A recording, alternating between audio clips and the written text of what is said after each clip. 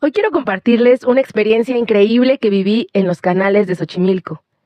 Miren estos campos de cempasúchil, son impresionantes y lo mejor es que ustedes también pueden visitarlos. Yo lo hice a través de nuestros amigos de Kayaks Ruta Xochimilco. Ellos tienen paquetes básicos y hasta con desayuno incluido. Ustedes eligen el que más les conviene.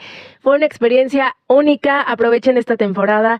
Búsquennos en redes sociales como Ruta Kayaks Xochimilco. No se lo pueden perder. Es una experiencia completamente chida. Ya sea que sí usen el kayak o puedan ir en trajinera, pero espero que se animen a vivir esta experiencia. Déjenme sus comentarios si tienen alguna duda, pregunta y nos vemos muy pronto.